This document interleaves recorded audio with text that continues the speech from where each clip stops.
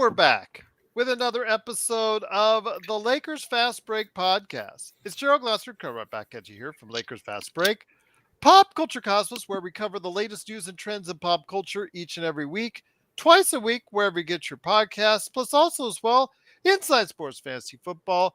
I asked the guys, the invitation's out. The guys from the Lakers Fast Break are going to hopefully stop by tomorrow when we record another weekly edition of the Inside Sports Fantasy Football. Me and Chris are going to go ahead and hopefully have fun with Joe and Sean talking fantasy football and NFL Week 4. So go ahead and check it out each and every week right there wherever you get your podcasts. Plus also as well, LakersBall.com.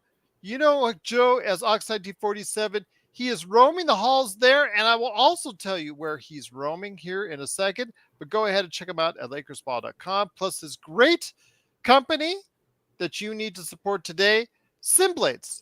Simblades with a Y.com. Also, as well, of course, you want to go ahead and check out what they're doing today at Lakerholics.com. You know, Laker Tom has got some crazy trade ideas. Plus, he's got his recent article on which starting lineup of the many starting lineup possibilities he likes the best. Go ahead and check out his thoughts today at Lakerholics.com. Plus, also, our good friend Jamie Sweet, who weighed in his 2 cents already on tonight's show and tonight's topic. So go ahead and check out his thoughts on this 5 things articles today at Lakerholics.com.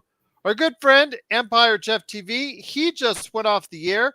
Go ahead and check out his latest showing after you check out us at Empire Jeff TV. In fact, you'll see in the chat room one Ox 1947. Hopefully he was promoting our show there as well and telling everybody out there about all the good things that we do here at Empire Jeff TV. Please subscribe there. And also John McCallion. John McCallion, please go ahead and subscribe to his channel as well. He is on the road to losing 130 pounds by Halloween. Will he do it? Will he make it? He'll let you know on his daily streams. So please go ahead and subscribe today, like us. Speaking of Joe, go ahead and click on the little Joe right there on the bottom right-hand corner of your screen with the beady eyes. Go ahead and click on it. Don't gouge his eye out, please, so that'll hurt. But go ahead and click on it anyways to go ahead and get the latest notifications on when we go live on the air with the latest Lakers Fast Break podcast. And one more podcast note you need to go ahead and check out is that our own Magic Man, not only this morning or earlier this afternoon, had a great conversation with Chris Hine from the Minnesota Star Tribune on the Minnesota Timberwolves, which you can check out today on YouTube and will be available this week on all audio podcast formats.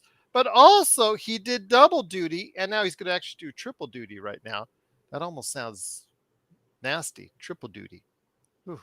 But he did double duty by being a part as a guest on the Suns Jam Session podcast. Remember the guys stopped by for the Phoenix Suns preview?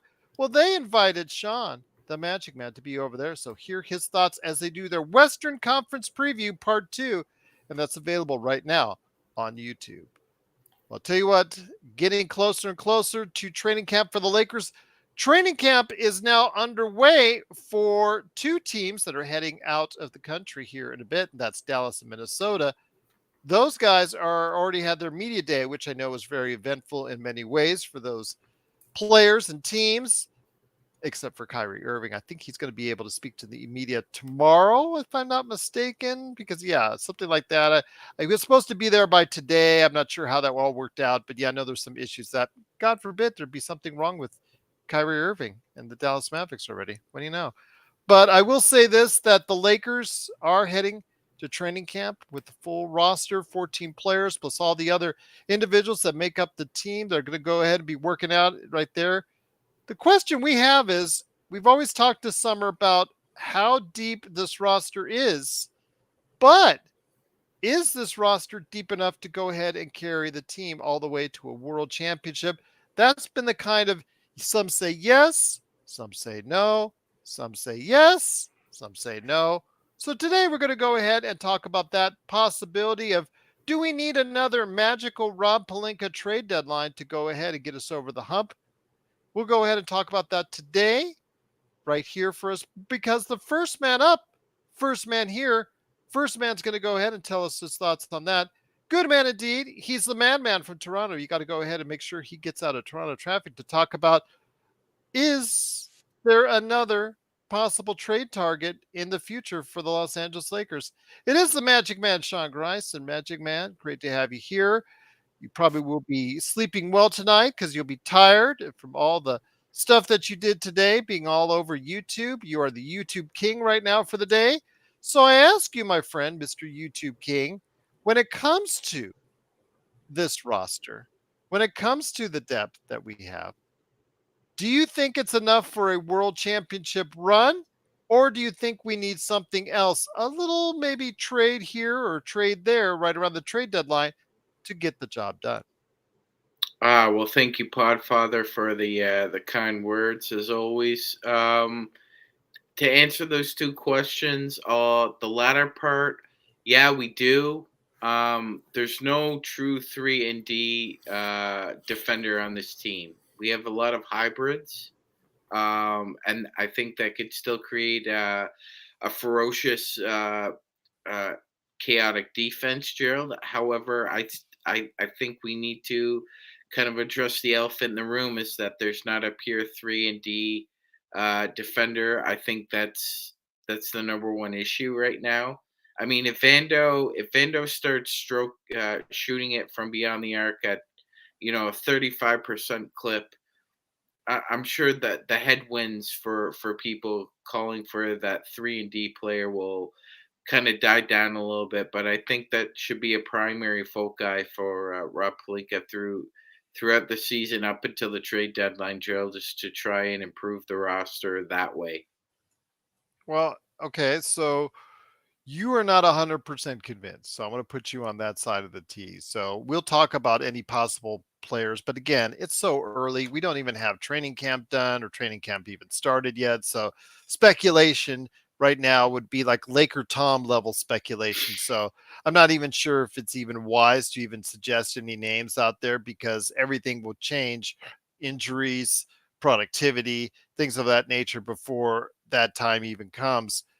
But also here today, good man indeed. It is, of course, Joe Soro from Simblades with a Y.com, and also, of course, LakersBall.com.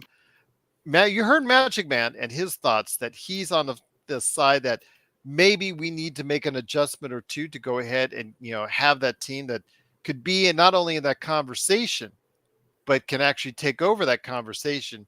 Your thoughts, my friend, on where they need to go, or do they need to do anything at all to go ahead and get a finals run done? No, they're not going to be doing any trades right now. If there's a trade to be done, it'll be done before the trade deadline. Well, no, that's what we're saying is that before And that's it. There is no trade. I think that's feasible or realistic at this point. The negative in having the ability to uh, uh, how do I say this? If they're in need of doing a trade by the deadline, let's say, that means something didn't work out, and I don't think that's a good thing. I think at this point, you go in with what you have, and you got to just hope for health. It's just that's all that's left with this team is health of the main guys and health of the main contributors, and then hopefully a couple of them ascend from where they were last year, and hopefully a couple surprises, and then go after the championship. If we find ourselves in a position where we're still playing well, and then maybe there's a demand by a certain player, and you think this would guarantee it, maybe. But I don't see any player of that stature coming out before the deadline and doing that, and the Lakers being involved. But you have always told me you don't like the hope thing. You never liked the hope thing. You just had like Hope is 14 like, hopes I'll in tell that you why. The paragraph. hope, because hope is, we say it because it's part of our vernacular, right? Culture, Yes. the cliche. Hope is like, I hope and I hope and I hope. I remember my dad used to have a saying back in the day, like, well, we'll see, we'll see. We'll see. And I saw my dad never really accomplish what he really wanted to accomplish because he always had that mindset, we'll see. You don't will see, you go get the mother effer. You go get it. You don't wait. You don't wait to see. And that was the generational change from my father to me. I went after it. I couldn't get a job to save my life because I didn't get along with people. I didn't get along with middle management, actually. I got along with people. I didn't get along with middle management for several reasons. And what ended up happening was I just realized I had to be the guy in charge because I could control the product. I can control the execution of what I needed. And it was the best decision I ever made. And that wasn't me waiting for someone to come give me something. We'll see. We'll see. Every time I said in my mind, we'll see, nothing happened. So it's the same thing here. Forget about what you'll see. Forget about hope. Go get it. If you fall, hey, you gave it your all. You broke down. It is what it is. I still commend you for it. But in the end, the hell with hope. It's like those people who say, well, this happened for a reason. Oh, God, that one infuriates me even more. No, this didn't happen for a reason all the time. It's an excuse. Go get it. Go get it. You have everybody happy. You have everybody signed. You have players that understand their roles, that are going to try to get their money for next summer. Everything is set perfectly. The only thing we need now is we need the right wrangler in Darvin Ham to put this together, to motivate these guys and put them in the right positions and make this a success. That's all that's left. And it's nice to know that in a few weeks here, we're going to actually watch some damn basketball because I'm tired of talking about trades. Really? Okay, a Laker Tom, you are not. That's for sure, indeed. But once again, it is the Lakers Fast Break. We truly appreciate you joining us. It is Joe Soro along with the Magic Man, Sean Grice.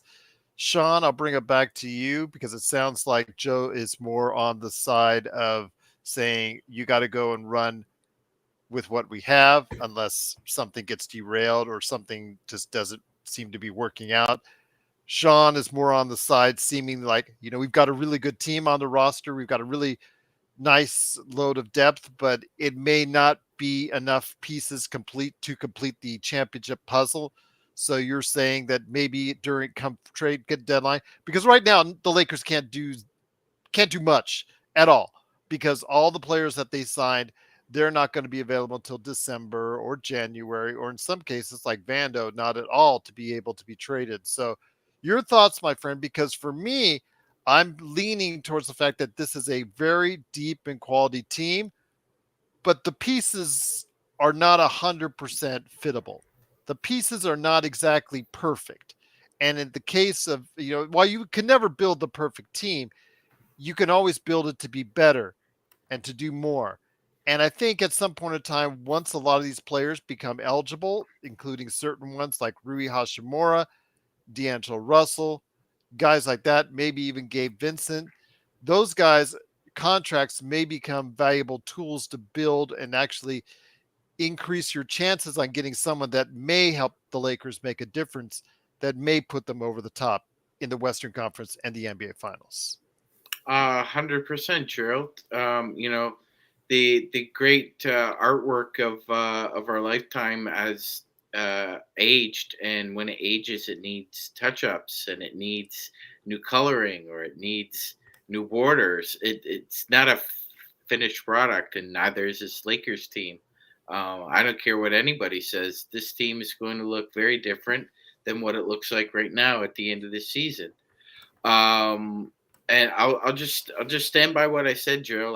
I'm like I don't think it'll look as we drastically we different we as it we did s- this we past season. we didn't need FIBA Mhm. to show us that Austin Reeves uh, can get into some trouble with his defense.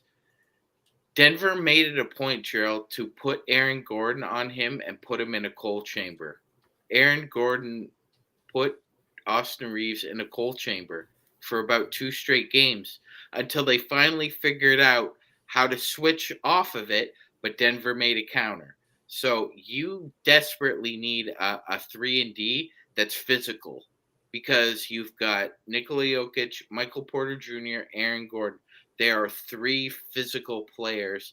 And right now, even with the improvements we made, that's still a hybrid lineup against those 3 monsters. I still think there's improvements to be made. I agree with you, Gerald. So, Joe, and thank you so much to Intel Wild, who says with his super chat, the largest one we've ever had, Joe Rant, Joe Rant, Joe Rant. And I guess a Joe Rant may be coming in. I could just ask you if your thoughts on the NFL at this point in time of the season. That'll get it going, my friend. But your thoughts, my friend. I mean, you're hearing both sides of the equation. I don't think that there will be a dramatic overhaul at the trade deadline like you saw last season, but I think there does need to be, even going into the season, barring any health issues, barring any production issues, even as we go status quo, I really think that we're around a 50 win team, but I still think we need just a couple tweaks to get the job done, my friend. It's an interesting discussion about 3 and D players. Mhm. I had a chance to really just absorb what the 3 and D player was. I started thinking, I'm like, could Kawhi Leonard a 3 and D? Not really the three when he's healthy, of course. And he loves the mid Giannis, range. Giannis, not really a three there. Definitely the D, at least when Budenholzer would let him play. Then I started thinking, who are these 3 and Ds? The most recent 3 and Ds. And I started thinking about those players. A lot of them are not really stars. They're not mega stars. Who is a 3 and D player right now that you'd say is a perennial all-star star? And I can't really think of one. The only ones I think of is Mikal Bridges, Andrew Wiggins to some degree, but I don't even know if he's really a three either. Bobby Portis, would he be considered a 3 and D? Not really. No. He could. He's more a 3 and rebound guy. He can rebound and interior Luke defense. Kennard, maybe. Well, he I has don't no know. D. He has he's no minus D. So Yeah, what? take the D off of his last name. Who are these 3 and Ds? There's been a shift there the last few years where we don't really have a glut. a Klay Thompson. Like Klay Thompson was the 3 and D. Okay, so these would be the 10 best shooters in the NBA right now. Kevin Durant, Tyrese Maxey, Joe Harris, Buddy Hield. Buddy Hield and OG would probably be at the top of the list as far as 3 and D is concerned. Buddy Hield? He's a volume 3-point shooter. He's a terrible defender. So I wouldn't call him terrible, Gerald. Okay. Below average, but that seems to me terrible in my opinion. But okay, the picture, you're trying to paint the picture a little bit better when you're saying the picture right now is that the NBA. Go ahead, Joe. No, go ahead, Joe. The current landscape in the NBA right now is there really isn't a dominant 3 and D player. Trey Murphy was one that was going to develop into a 3 and D player, but he got there is none. I have scowled my brain. I mean, I should know this. We should know this off the top of our head, right? But there isn't really a 3 and D player that's dominant. It's just there isn't. So going back to the Laker roster and how we have hybrids, which is a good description of what they are. They are hybrids. Everybody's a hybrid, especially Vanderbilt. They can become, because you have a good amount of talent on this team now to spread this thing out and play certain matchups. Go ahead, Sean. Joe, I hear what you're saying. Probably the best 3 and D player in the NBA right now is Desmond Bane. I would agree with he's that. One of the that I agree. That might be it. But I don't really consider him. But he has not made an all-star team yet, Joe. So your point is correct. That's a good one. That's actually a legit one. I gotta admit, a younger Kevin Durant to me was someone who could play D when he wanted to, and obviously we know how talented a shooter he was. Well, that's why they were so dominant. I mean, at 35, I'm not asking for him. That wasn't even fair. Like people keep talking about the offense on that team, of the 17 and 18 teams. I'm like, did you guys? We had a defensive player of the year on that team. You had 2 3 and Ds in their prime, and then by the way, you had the little guy that was actually a 2-time MVP. You had no shot. I mean, you have no shot. You could have put Sean at center on that. He would have been an all-star too. So it's just not.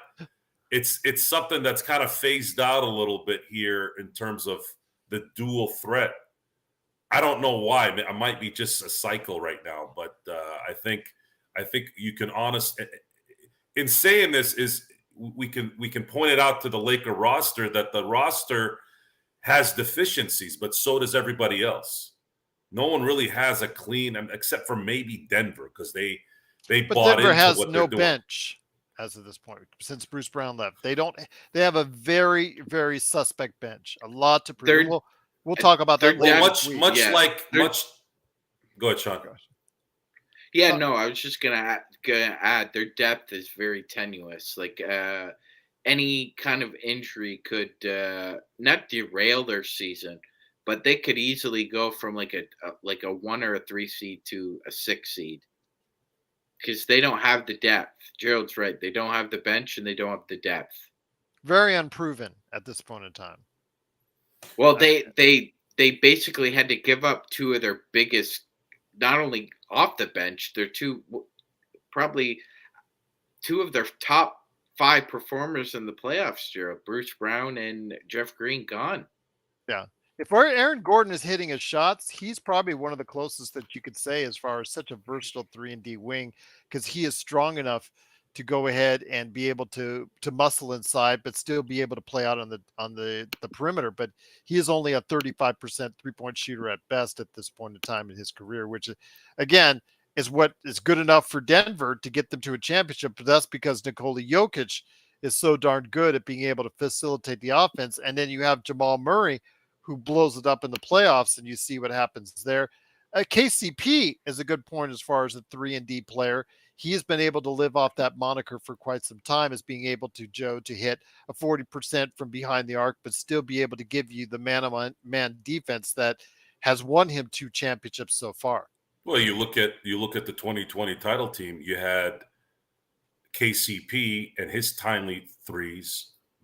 He's not a dead-eyed sniper, but man, when he was on, right? And he played really good D, and he really played good team defense. Then you had Alex Caruso, who had a niche of hitting threes at the perfect time. If he was open, he was usually hitting them. And then, of course, his D was phenomenal. And then you have AD, what that year was just dominant in terms of shooting. The guy won a freaking playoff game with a buzzer beater from 3. So the moral of the story is the reason why Denver won this year. I mean, we can sit here and talk about Jokic being an MVP, talk about everybody buying in, but at the end of the day, guys, I watched those 4 games. They weren't missing shots. This is a shot-making league. These guys need to make shots and hold their own on defense just enough so they can make those shots. And that's ultimately what the Lakers need to do this year. Why the matchups from Darvin Ham's lineups are going to be crucial to not only preserving the stars, but also giving confidence and letting everyone know their roles throughout the year. And of course, the players do have to buy in. If there's any chink in the armor and no one's buying, and there's a few people not buying in, you got to jettison those guys out. You cannot risk chemistry issues this time. This is a title run, and it might be the last one. I think it is with the LeBron AD era, especially if LeBron plays in the Olympics and AD plays in the Olympics. You're talking about a full year of basketball. So I am fully invested in the fact that they have put together, or Rob and Jeannie have put together a team to allow Darvin Ham to be successful, and obviously to let LeBron and AD have a chance at winning another championship together. And it's the end game is you win a championship this year beyond the 18 championships, which is really what the ultimate Laker fan wants. You now solidify an era with 2 championships. I'm not saying one isn't solidifying, but that second one just says something else. You know, John Elway won one when he won one, but man, his legacy went to another level when he won the back-to-back. You know, it does matter. And if you look at Brett Favre, they look at Brett Favre, they look at Aaron Rodgers having won, but they had the talent to probably have 2 or 3.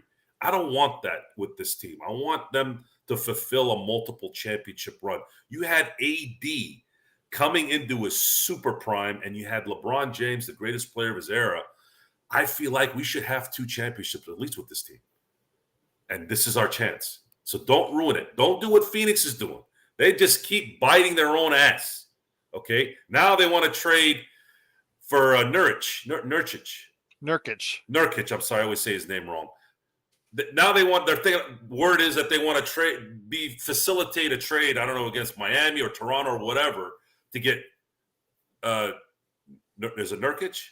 Yes. Yeah, Nurkic, and of course, DeAndre Ayton is part of that thing. So they're already setting themselves up to fail. Because if this doesn't happen, now you got a disgruntled player again coming into the season. And that's good for us, but I'm just saying the difference between what the Lakers did this summer versus what these teams who've never won anything keep doing. Why are we successful still? Even when we're in the dumps, we still end up crawling out and winning championships every now and then. I will say, though, that when it comes to Magic's thoughts on the top 5 3-and-D players that are out there, Magic, and I think that you've got statistically 5 productive players there. Desmond Bain and Norm Powell, I will not argue with you. But when you got Jaden McDaniels, Pat Williams, and Damian Lee, Jaden McDaniels is the one that he got paid like it, so he's supposed to produce more. Those 3 guys, the best they've ever scored between them is Jaden McDaniels at 12 points a game. So you've got these guys that don't even average 10 points a game, yet you're calling them the best 3-and-D players in the league right now. I kind of have a problem with that. I mean, they have 3-and-D capabilities, but for some reason, they're not an integral enough part of the offense, especially when you've got a league, my friend, that's so dependent and so reliant on taking the threes. My question to you is, why aren't these guys playing a little bit more on the 3 end and producing more on that end? Because you can't do both a lot of times. Yeah, you can't do both. It takes a freakish athlete. Gerald. Okay. Do you think that Jaden McDaniels is a better player overall than Jared Vanderbilt? I do. Okay, I would when he's too. not breaking his hand against the side of a wall. Yeah. Yeah, Chris had a good laugh about that today as well. Yeah. He could guard 1 through 4, but he can also shoot 39.5% from 3 as well, Gerald. Yeah, that's what he finished last year. I will say this, and we can put some money on it. My bet is that Jaden McDaniels ends up on an all NBA defensive team, and Rudy Gobert, his teammate, does not. Okay. I'm not gonna bet you on that one because there's a good possibility of that. I think other than probably like Vanderbilt, Randall, AD, you're talking about a guy like McDaniels can guard 1 through 4. Same with Vanderbilt, but he's got a 3-point shot. So, but when it comes to like Damian Lee, for instance, he the Suns. Yeah, you put him in as your top 5 3-and-D, and statistically, the guy shot 45% from 3, and he plays pretty solid defense. Why is he only averaging 8 points a game? Didn't he just go like 15 points a game, 17, 20 points a game? Why aren't you throwing the ball to him more? Why is he only re-signing? How much did he resign for? Did he resign for the minimum? Yeah, I think it was the minimum. But I mean, so why is a 3-and-D player who shoots like that signing for the minimum? Because he's not a 3-and-D player. Well, I mean, my point exactly. Well, he's getting 20 minutes a game from teams like the Phoenix Suns and Golden State Warriors, who are saying he's a 3-and-D player, Gerald. But he's not good enough. There's something missing there that's not allowing to me a 3-and-D player, or more impactful player, impactful player. That's different, right? Because the context is just 3-and-D for now. Yes. How good is your 3-and-D? Well, if we wanted to go that way, I'd agree with Gerald. Number 1, Desmond Bain. Number 2, Norman Powell. Those are the top 2 guys right now. Let me ask you guys this: would you guys consider LeBron in his prime a 3-and-D player? No. Would you consider Kobe Bryant in his prime a 3-and-D player? Yes. Kobe would have never been a 3-and-D player. He didn't have the 3-point prowess to be considered a 3-and-D player. The 3-and-D player has been an imaginary player most of the time, almost every time. I just gave you an example of why the Golden State Warriors were great when they were, right? You had two, not just one. And it's already hard to find one in the entire league. You had 2 3-and-D players with Clay and Durant. And then on top of that, you had a defensive player of the year behind you, and then the greatest shooter of all time in the front. Right? I mean, that's what that is. Heck, you could even say maybe to some degree that Chris Paul in his prime was a 3-and-D player, right? But he was more mid-range. Yeah. So the 3-and-D player, we talk about the 3-and-D player. I keep hearing that about the Laker players. There is really no 3-and-D player in the league in general that's out of this world right now that I can think of, and definitely nothing in LA. But what we need is timing, timely shots, timely defense. You have enough depth, you have enough youth on this team to execute that should you have the right coordinator. Darvin Ham, I'm looking at you. I'm going to be looking at Darvin Ham and seeing how he manages this team. That's going to be the most important part here, because you can't sit there and say, well, I'm coaching this player you're not coaching Trae Young, okay? You're not coaching Trae Young. You're coaching LeBron James, the ultimate team player, and you're coaching AD, who never complains about whose team it is and who's this and who's that. He focuses on his job when he's there. You have the perfect setup here for Darvin Ham to put lineups in for an 82-game season to preserve your players and then make sure that everyone eats should they need to eat. And if anybody gets in the way of that, get them the hell out of there. Again, with Delano, you talk about Kobe. What was Kobe lacking to be a 3-and-D player? I think it just was not accurate enough from behind the arc. Doesn't mean he didn't try. Doesn't mean he didn't shoot. I mean, this is the guy who actually made 12 3-pointers in the game, Sean. So, Gerald, can I ask you a question? Go ahead. Was Avery Bradley a 3-and-D player? Yeah, technically he falls into that. There was a period of time where he was shooting close to or over James 40%. Posey. There you go. James Posey was a 3-and-D player. Look.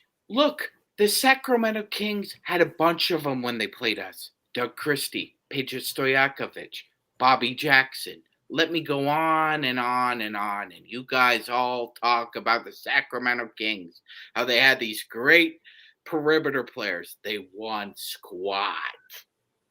Squad. You know what though? Hold on a second, Sean. They didn't win because you had Shaq and Kobe in their prime, right? But Kobe said things. It would cry me right? a river. Well, I'm just saying, talent in the NBA overrides. Fair enough, but right? I'm sick here's of what Kobe whining, said. Joe. Here's what Kobe said. Kobe said, even after the fact, like years later, he's had him in interviews on Sportsnet. He's like, we could not figure out what the hell these guys are doing. And I started thinking about it. I was like, Sacramento was way ahead of their time. Way ahead of their time.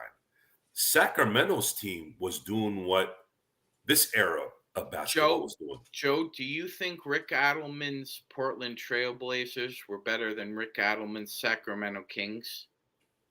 God, that's a great question. Because they had a lot of really great guards on the Trailblazers too. Damn, that's a good one. That's a good question. I'm at a tie on that one. It's a stump. I can't pick. It's a stump. What I would have loved for that Portland team, even though I loved Kevin Duckworth, God rest his soul, I really wish Sabonis was on that 90 and 92 finals team. I would have loved to have seen what would have happened with him on that team. Because Sabonis was great when he was in Portland in 2000, 2001, but he was, that was 14 years into his career. But man, if you have essentially a Jokic in 1990 to play with Clyde Drexler in his prime and Porter and Hurt Kersey and all those guys that were beasts, oh my God. Chicago might have had a problem in 92 with them. They might have lost that one. Gerald, do you have thoughts on that? Well, Adelman. Well, Adelman's Blazers versus The Adelman's Kings. Jailblazers. Okay, all right. That was my favorite time of All the I'm saying Blazers. is Joe kind of has a point there. The Kings were kind of ahead of their time with that four corner offense, but that they at the end of the day they had their flaws with that 3-and-D lineup, as we've seen, and you can't completely rely on it. That's why I love the depth we have, Gerald, because it. Go ahead. Well, I'm just saying 3-and-D players. You say we don't have enough 3-D players. The thing is, though, that as Joe said, it just takes so much out of you to be that two-way type of player. That's why very few of those 3-and-D players were impactful on both sides of the court and continuously. You see the numbers. Most of these guys barely break 10 points a game as far as on the offensive end. James Posey, all that we mentioned them throughout the years. These 3-and-D guys weren't very much, they were 3-and-D guys, but they weren't points per game guys. Yeah, They I weren't get it. as Yeah. impactful on both sides of the ball as they maybe should have been or could have been, what have you. But the thing is with In the name Lakers, only. In name only. in name only. I get And it, Gerald. Yeah. JJ Redick, Kyle Korver, they're 3-and-D in name only. KCP, he is Legit. okay. He's legit. 40%. He cruises on, plays good defense during the regular season. But in two playoff runs for LA and Denver, he has been impactful, integral. You remember how he was in the bubble finals, where he stepped up and made plays that helped the Lakers win those games and win the championship. I'm asking though, when maybe we should change the conversation. Do we have enough impact players to facilitate a championship run? That we've got one side yes, one side no on do we have enough of a roster. So Joe, I ask you, do we have enough impact players to go ahead and go on a championship run this season? Yes, you have more talent, more youth this year, and you played with one leg for 4 months. Finally got a prosthetic leg at the trade deadline and still made it to the Western Conference Finals. And had it not been for the perfect season, might have had a chance of winning a championship. Really? Come on. Now you're preparing these guys with a training camp, and everyone is focused. Everyone is ready. It could still not work because someone could get injured. Maybe Phoenix plays lights out. Maybe Porzingis turns into a top 3 MVP. Those things can happen. It could happen. But I have a hard time believing if this team is healthy that they're not going to dominate this year and win over 50 games.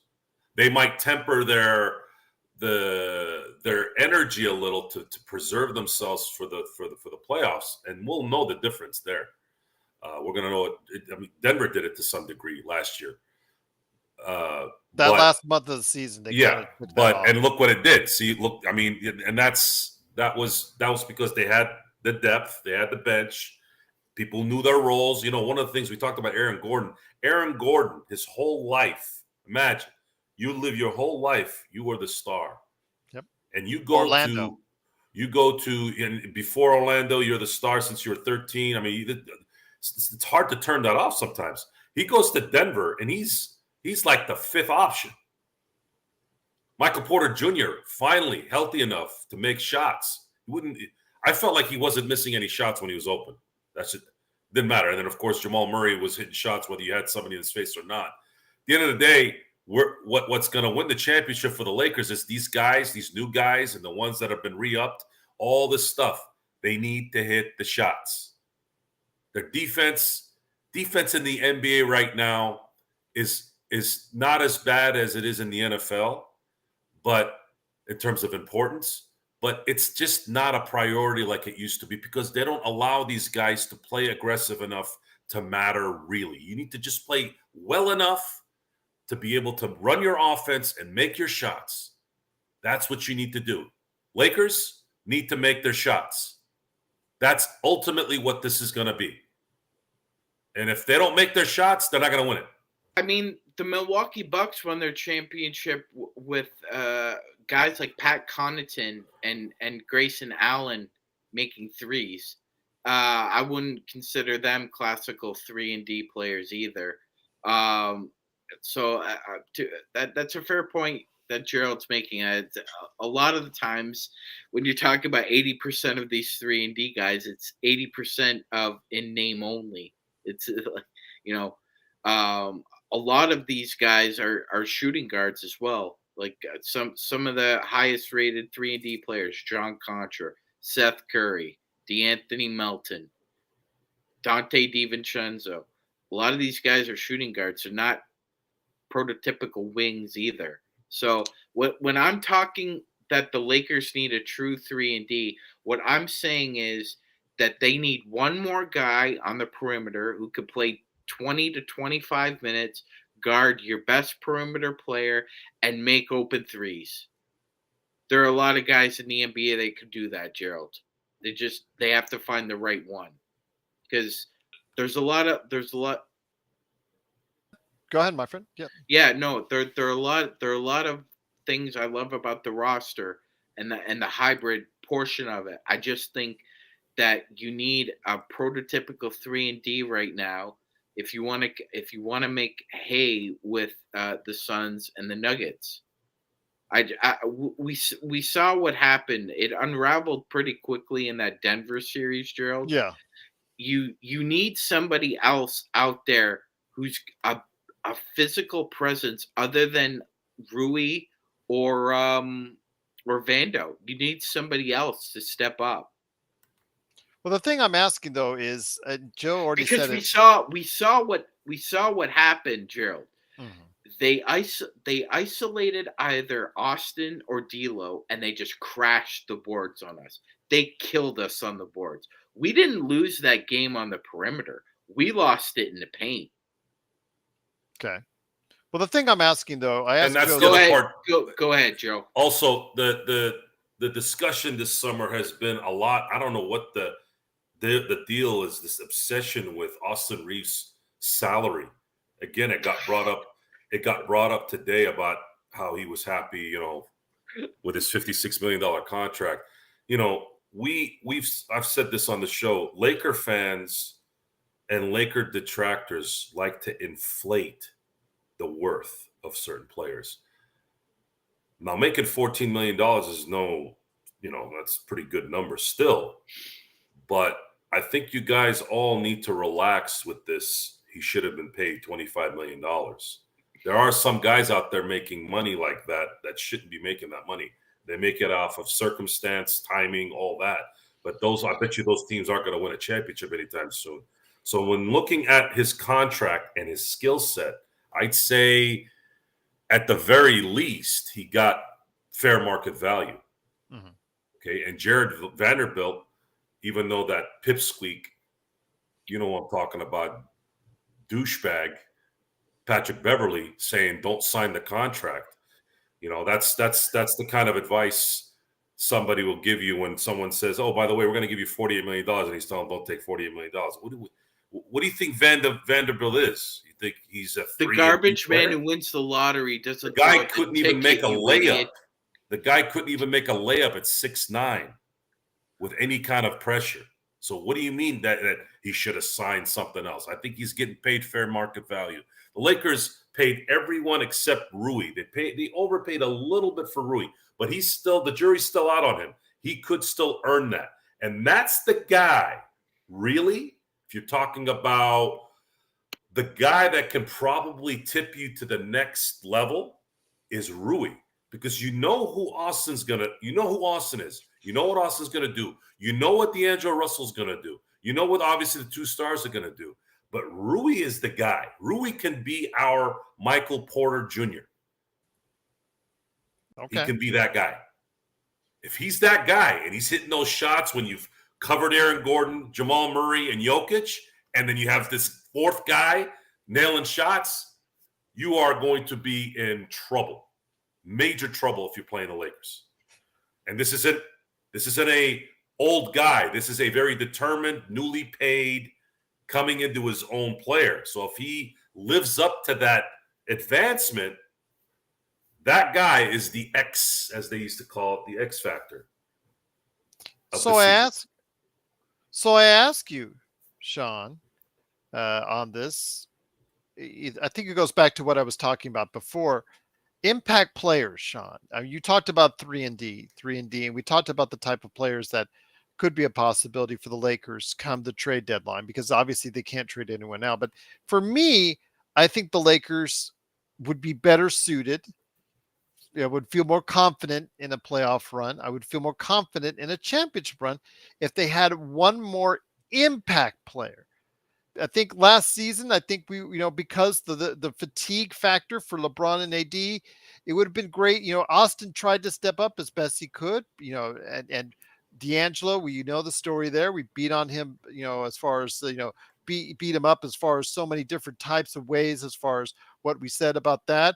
As far as the performance is concerned, but the Lakers needed just one more impact person in order to go ahead and shave that 6 point differential in that series. Do you think the Lakers need or have enough impact players at this point in time to get the job done? I agree with you, Gerald. Not right now. They need I one more. I I think they agree need with one you. more. One more. I, Yeah, I agree. I agree. I'm and I'm kind of saying 3 and D, but Gerald's right. It's more of about impact. If they happen to be 3 and D, that's great. But I mean JV. If you added JV, that's an impact player right there. That's somebody who I would feel really confident he would going need to in. step it up a little bit because the Well, you theory know of what, JV, because he's never been Gerald. able to in the different schemes Gerald, that he's been. Aaron Gordon and Nikola Jokic will not push the Lakers around in the paint if JV is on their team. Good point. Who's JV? Jonas Jonas Valanciunas. Valanciunas. Oh, Valanciunas. Oh, wow. Yes. You guys are Seven really shooting for a You footer, home will run there. you will close not to you will 300 not pounds. you will not lack for toughness and Yes. physicality with that guy. And I think he would play really well off AD, but that's just my opinion. I'm entitled to it, but I agree with Gerald. An impact player wherever they come from, it doesn't matter. I agree. One more impact player. I think they have five right now, Gerald. I think you need one more. Do think you need one more in order to feel a little bit more confident about a playoff run because I think the Lakers again they're right around a 50-win team for me. I'm still formulating my season preview at this point in time, but the Lakers in their current depth as far as what they have are as long as they have the health of AD and LeBron and get 60 to 65 games from them, I see a situation where they can really succeed in the league, Joe. The thing is, though, I think we need at least one more person to go ahead and get the job done. And I think, well, hold on. Let me see. I think the first candidates that would be in mind to trade for that, if we can, would be Rui, would be Gabe Vincent, and D'Angelo Russell as the pieces that might get that player here. The history of the Lakers is every time I've seen, whether it's after a championship or after a loss season where they should have won a championship, there's always this discussion of if we only had this player. And in the end, I don't see it working out a lot. There's only 5 players that can play at the same time. And you only really need 3 players when playoff time comes to cover your rear end off the bench. And what's important right now is if you don't think that Rui, D'Lo, and Austin Reeves are going to be those 3 guys that kind of put things together. And then, of course, you'll have Vanderbilt and maybe Max Christie. Like, if you don't feel like you got a starting 5 with +3 that can take you to the championship, then what did you put this team together for? Why? Well, the Why did thing you? with Rui, Alan said trading Rui would be a big mistake. Trading the Rui, Sean and Joe, of the 4 weeks that we had him in the playoffs would be a big mistake. Where Trading the we Rui of have 4 years would not be a who big mistake. Yeah, Which Rui are going to get, or yeah, somewhere in the middle, where I think he's going to end up being.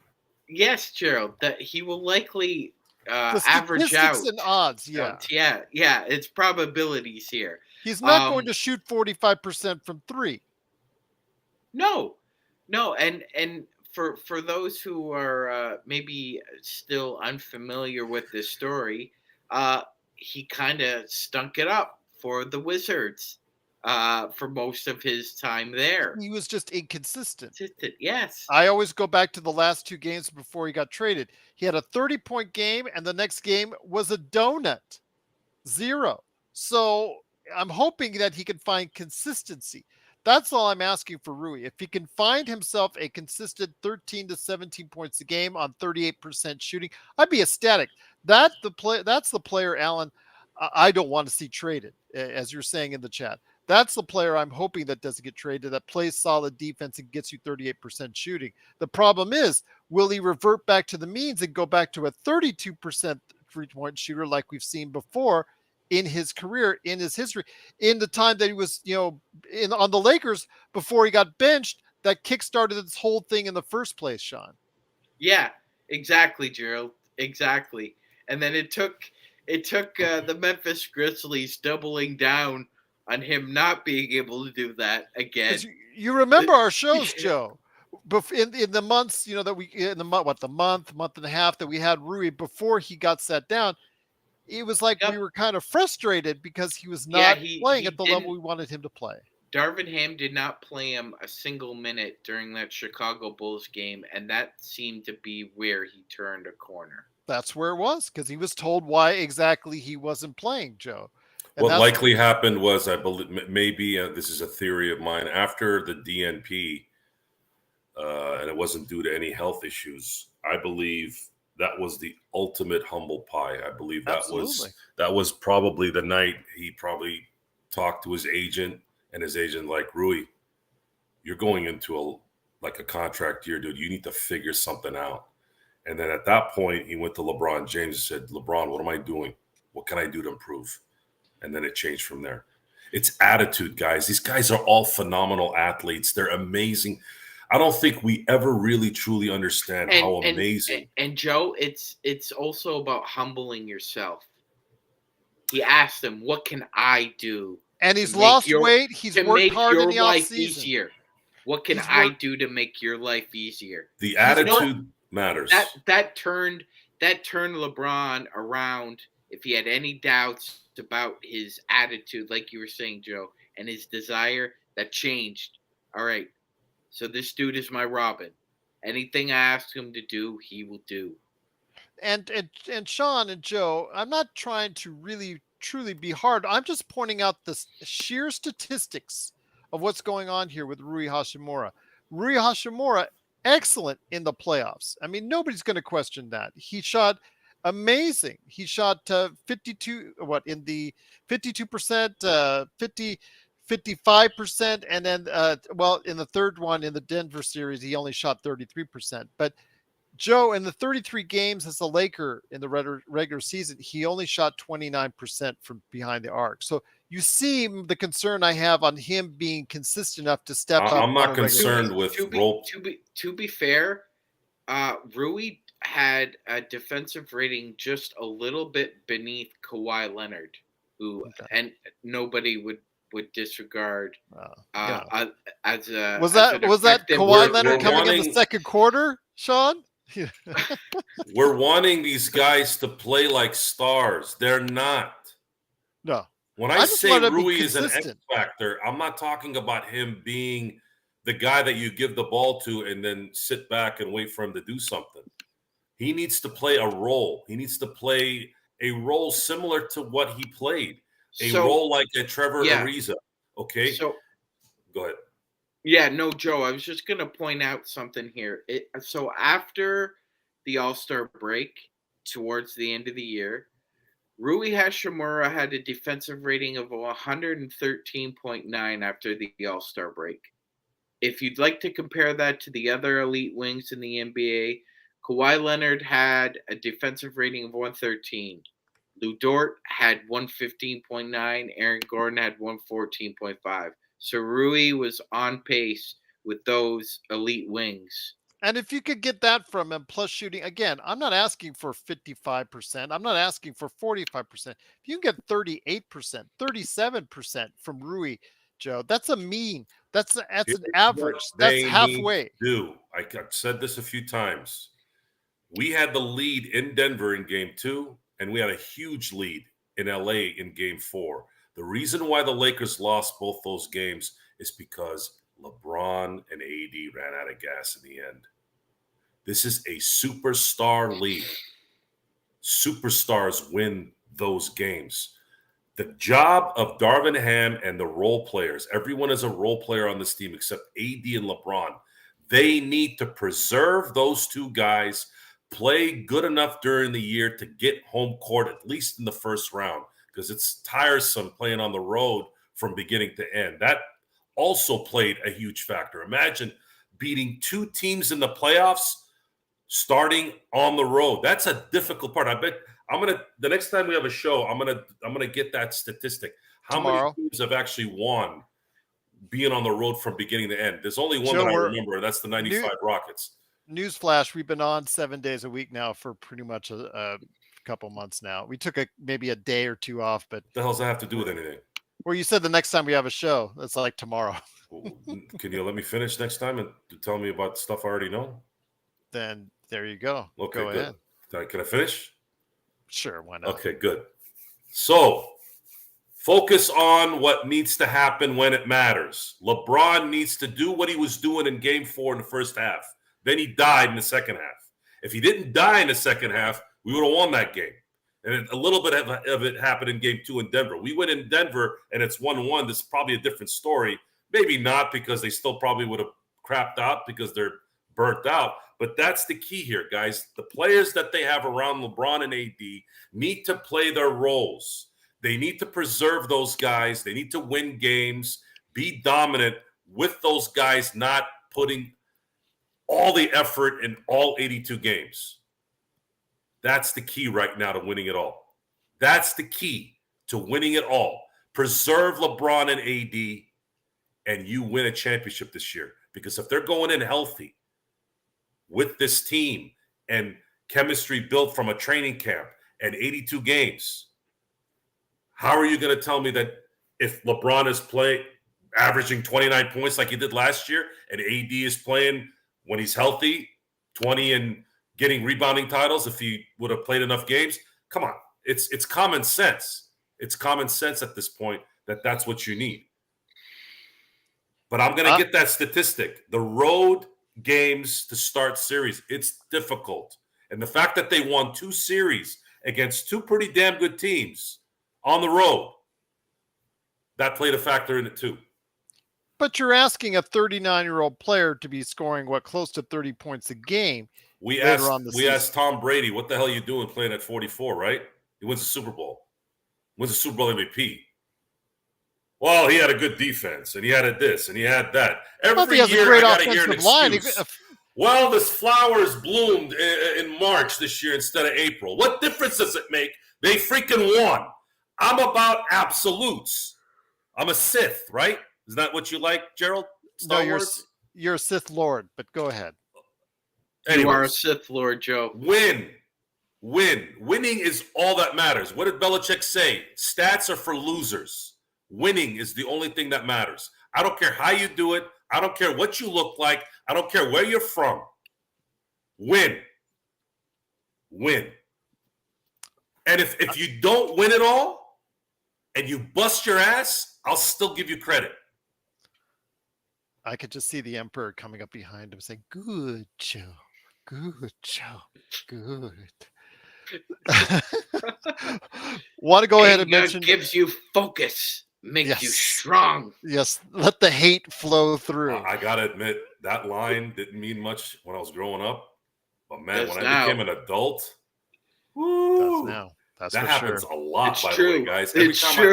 Every time the 9 RPM hits, it's like shit starts to. I'm sorry, excuse my net language. That's okay. Stuff moves. It's not my fault. Why do I gotta get loud for stuff to move? Because you're a big guy, and I'm trying to be. Intel Wild was paying you to do a rant today. When your voice gets loud, things tend to get moving. It's crazy. I think a lot of it is the motivation to get things done. It goes into another level. That's really what it is. It's not. I'm not yelling at people. I don't do that. It's childish stuff. I have grown men that are around me. I'm not gonna yell at them like they're my child. And then if I had guys like that, then that's my issue, having people that don't know what the hell they're doing. The thing is, it's anger when things aren't set up the way they should. Now you gotta start making calls. What's going on? What time is it? What's going on over here? To people that I usually don't know, and they're not used to that kind of. Whoa, what's this guy like? No one has asked these questions usually, right? I don't give a crap. I'm like, hey, we got to get this thing done. You guys want to get this done? Let's get it done. That's it. And that's the thing with this team, guys. Get it done. Get it done. Rob got you everything you need within the parameters of what he could bring you. He squeezed that towel with every drop is out. It is your job now. There is not going to be one time this year I'm going to degrade or criticize Rob Pelinka or Genie. They did everything.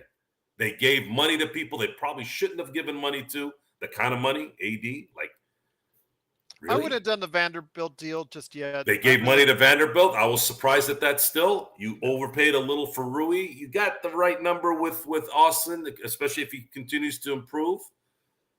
Now, it's time to put up or shut up. One thing I wanted to ask, because Young Africa wanted to go ahead, and great to have you here. Appreciate you joining us right here at the Lakers Fast One of Break. the greatest segments I ever had was with Young Africa on Jeff's show. I don't know how this happened. We went into a discussion about Michael Jordan and LeBron James, and it was 2 hours later. I swear I felt like it was only 3 minutes. Well, he's asking, who does the panel think will be the closer for this team in the clutch? Who do you think will be the closer? LeBron. Well, LeBron, if LeBron wants it, LeBron's going to get it. I know that AD will get a lot more touches. LeBron and then Austin. Don't be surprised about it. Don't be surprised if Austin gets a few shots in there as well. Go ahead, Gerald. Gerald. I think that's a great question. I think LeBron is going to orchestrate who's the closer, whether it's himself or somebody else. But he's running the show. He has to get more accuracy. He has to be more accurate from behind the arc, because you still know he's going to chuck up a lot. He does need to be more accurate, but he also needs to keep in mind that his shot selection from three has been very poor. Very poor. Look, there was a time where he could bomb it from about 35 feet at the same pace and rhythm as a Steph Curry and a Dame. I think he challenged himself to be able to do that because they could. Well, at some point he could, but he can't anymore, and that started changing around 2021. Not the same lift anymore. He doesn't have the same arc on his shot. He needs to be better at shot selection, Gerald. If he wants to chuck threes, he's going to chuck threes, right? But they need to be of a better selection, like from the corner or from above the break on a transition opportunity. This crap, Gerald, where we've got somebody who misses a point blank layup. Remember those? Yes. And LeBron gets an offensive board, or somebody does, and throws it out to him, and with like 17, 18 seconds on the clock, sure enough, there's a three-pointer. That's what I'm talking about. Can't have those, especially against Denver, Phoenix, a great defensive team like Memphis is going to be. Just can't have those empty possessions anymore, where you're just going to the watering hole. There's no water. It's just mud. Well, we'll see what happens, but I still think the Lakers are in a very good position, regardless of where we think they need an extra piece or not. I think that's not, as far as this panel is concerned, that's not in debate, because we all think the Lakers are primed to have a great season, health willing, of course, here as the Lakers head into training camp here in about 1 week. Joe, I know you said you're excited. NBA teams are already starting up. You got Dallas and Minnesota that started up here earlier today with their media days, and now they're getting into full practice session and training camps here this week. You excited, my friend? Because we're here, man. NBA is just around the corner. Yeah, I'm excited because I'm tired of talking about trades and BS. I'm ready to watch some basketball. I can temper my expectations also in being excited, because when you see things like what happened in New York with the Jets after 4 plays, the season can end just that quick. So you want to prepare yourself for both things. You want to prepare yourself for both things. But the one thing that's great about this season versus the last two is we don't have An albatross around our neck. that's a great word. We don't have a monstrosity that we have to just have at our neck. I got an albatross around my neck. Yeah. It's just Johnny Soprano. Yeah. I think he said albacore. He did. And he did meant this. albatross. Yeah. I knew what he We're gonna live here without you. For those of you who don't know what we're talking about, we Sean and I are avid Soprano fans, and you will hear more lines as the year goes on, because I think it's fun. But there is an excitement to watch. I was excited about basketball the second I saw the double zeros after Game 4. That very rarely happens. Usually I'm burnt out after an NBA season. But this time I was like, when is next season going to come? And this is before they even signed anybody. We knew who the hell was going to get brought back. I didn't know anyone. We had no idea. But I was ready. So the instincts will tell you sometimes what's likely going to happen, especially if you've been watching this team as long as we have. I'm talking about 32 years of watching this team play. And I'm excited, should these guys stay healthy. I'm excited for a 50-win season. And there's a lot to play for in so many ways. There's so many things at stake. AD's kind of cherry on the top for his career still needs to be put there. LeBron chasing Jordan. The Lakers trying to beat the Celtics to 18. There is so much history and so much at stake here, because, guys, if LeBron retires in 2025, I know we would have AD, but are we going to continue to be title contenders? You never know. I mean, we didn't think what happened in 2013 and 14. We didn't think that was going to happen, and all of a sudden it was a 5-season just albacore on our neck. I'll tell you what, though, it's been great conversation so far. Truly appreciated. Once again, it's the Lakers Fast Break. It is Joe Sorrell from LakersBall.com. Also, as well, Sean Grice, the Magic Man, here as well. Please go ahead and check out Joe's appearances on Empire Jeff TV and subscribe there today. Also, as well, check out Magic Man. Earlier today, he was on the Suns Jam Session podcast. Go ahead and check out his thoughts on the Lakers in the Western Conference in their Western Conference Preview Part 2. Plus, also, Magic Man did triple duty today. Earlier today, he talked to Chris Hine from the Minneapolis Star-Tribune as they previewed the Minnesota Timberwolves. And I've got the rest of the week lined up for you here, coming up here in a second. But, guys, I want to go ahead and touch on, again, what we're talking about here is you're thinking, Joe, that the Lakers are good as is heading into training camp, barring any health issues. Magic Man, you think that, and you and I both think that might be a little tweaking need to be in order. I just think in the regular season, you're going to have your highs and lows. You're going to have the individual performers out there that are not going to, some are going to exceed, some are going to maybe not meet those expectations that we have for them. Who do you see as the biggest enigma as far as you have no idea on the Lakers roster how they're going to go ahead and perform coming into training camp? At this point in time, Gerald, I think the number one name on that list is now Jackson Hayes. I agree. Enigma? I have no idea as far as you have no idea what you're going to get. Are you going to get the guy is D'Angelo Russell? Will he fulfill his? But we know his role basically. It just can't, like you said, Joe. That can he expand upon it? I think. The way Gerald framed the question is, who's the biggest mystery? The question mark. The problem. It's Jackson Hayes, because Hayes Hayes already went to a diatribe about how Darvin Ham had kind of carved out a role for him, and they seemed to be on the same page. Well, when the Lakers signed Christian Wood, that blew up in Jackson Hayes' face, whether he knows it or not, because as soon as the Lakers signed Christian Wood, that meant Jackson Hayes, no matter how well he plays, is relegated to the bench. I mean, D'Angelo Russell's been in the league for a while. He's 27 years old. Again, I said this year is a pivotal year for to see if he actually still is at a average or above average level NBA starting point guard. We're going to see if that's the case. I just think we already know, Joe, who he is. I don't think he can give you much more than who he is. Jackson Hayes comes out on this.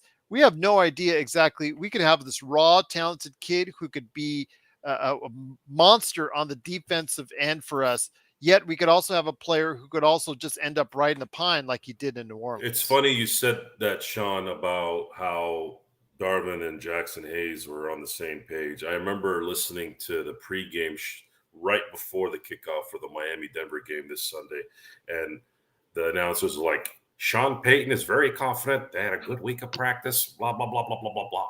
Guys, Yeah. you know what my job? You know what my job status? You know what my line says? BS. BS meter. I'm a BS meter. It's a better word to use, but I can't, right? I'm a BS finder. And most of the things out there, all the You rhetoric, could say all bull snot. That bull snot, that's good. That's more a Sean thing. I don't think that sounds good coming out from me. I don't care what you say. I watch what you do. And I got to give credit to Gerald's favorite sportscaster, Colin Cowherd. He He had a is line. absolutely not. And He had a don't ever line believe that. where he Don't ever said, believe that. don't. That's Joe.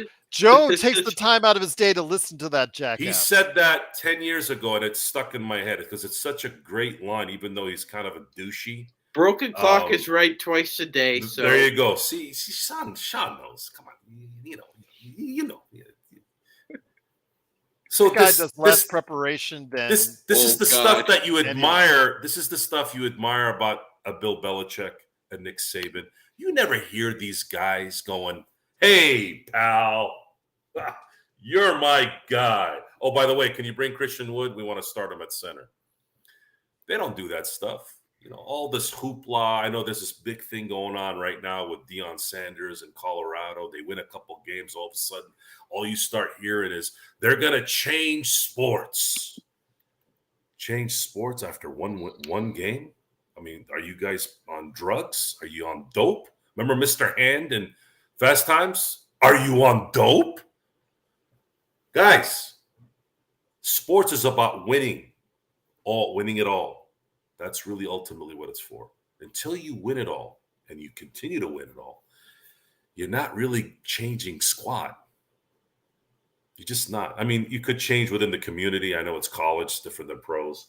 That's why I'm not really into the college or amateur games because I like the professional game. It's the highest level, right?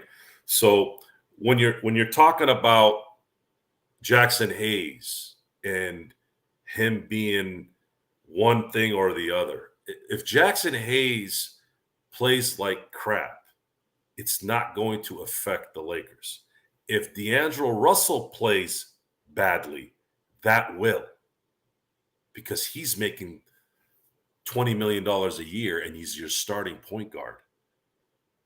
And now you got to figure out a way to go get talent for that player, because who the hell is going to trade for D'Angelo if he's struggling now? Who's going to trade for Rui? Unless it's a player that miraculously they want to dump at the trade deadline, right?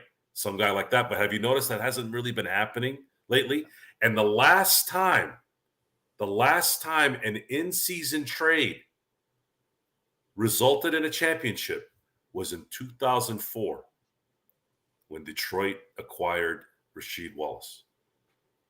So it's a very rare. Ironically, it's weird that Detroit had the two acquisitions at the deadline that won him a championship. The other one was Mark Aguirre in 1989. So it's very rare, guys, that you can expect a trade at the deadline and go, oh, we got a better player now, and now let's go win a championship. I'm not saying it can't happen, but it's a very rare one. That's why I want to stick with what you have. You have enough depth, and you have the youth, guys. The only guys that are really old is really LeBron and AD to some extent, but he's 30. He's not really that old. He's old in NBA years, maybe, but you got a young team here. Use them and spread out the wealth during the season. And if everyone buys in, and that's going to be a big part with the Darvin Ham, it's not just X's and O's in the NBA. There's a mental game that a good coach needs to implement on his team. If he can make that happen, then the Lakers are going to win and they'll be fine, barring, again, any major injury from AD and LeBron. Once again, it's the Lakers Fast Break. It is Joe Soro from LakersBall.com and Simblades with Y.com, along with the Magic Man, Sean Grice. Thanks so much for watching and listening. Sean, let me get you in here. Zangerstein says, hey, everyone, late but dropping by for a while. My answer as of now is no. The question, Sean, when you and I say that we think some tweaks might be needed, we're talking about later in the year. There's nothing that the Lakers can trade right now due to the fact that, contract signings, extensions, things of that nature, Sean, limit what the Lakers can do until December, mid-December at the earliest in some cases mid-January. In the case of Vando, not at all. Outside of trading LeBron, the Lakers have no real assets to move, maybe a first rounder, but that's beside the point. We're talking about in February when the trade deadline happens. I think the Lakers might be looking to make some tweaks to make some things happen. I think that the Lakers, no matter where they're at in the standings at that point in time, I think they will go ahead and at least make some offers to try and get something done because it worked so well for them last year. I'm not expecting a complete overhaul by any stretch of the imagination like they did last year, but I am expecting to do a couple things, maybe one big trade or one even minor trade to go ahead around the trade deadline to get that, maybe what they need to get that over the top feeling that they have as far as being at that level as the four other teams that many consider to be at the top of the NBA right now. 100%, Joe. Look at your Vegas Knights who won the Stanley Cup. Couldn't afford enough defensemen. Yeah, because why? Because in the end, the playoffs is a slog, and you need as many, as Gerald was saying, you need as many impact players as you can acquire. If you can improve your team, it's incumbent upon you. It's necessary to do it, even if you think you've got a perfect roster. What's that old saying, Gerald? The enemy of perfection is good enough. Yeah. It's almost as if you think you're good enough. You stall your logical brain, and you think that we're good enough. We don't need to add anything more. Denver didn't do that. They added around their core. The Bucks didn't stand pat. They added around their core, even if it was just minor moves. I'm agreeing with Gerald here. I think that the Lakers are one impact player away from cementing themselves in that tier one. Until then, I still think there are flaws. Joe, and you've thought differently. And the thing comes back down to the players you might trade because you're kind of worried about what happened because you saw what happened last year, especially in that Denver series with D'Angelo Russell and to an extent Rui Hachimura because his shot started to fade. He tried very hard on the defensive end, even guarding Jokic in, but he's a lighter Rui now. I mean, you see those guys that you could possibly utilize in the trade, but if the Lakers are humming around, at a 50, 55 win pace, obviously the hesitancy is there to go ahead and try and do anything at all. We'll be, come February, we'll have a clearer picture if the Lakers need anything at all to go ahead and do that. So I want to hear your thoughts.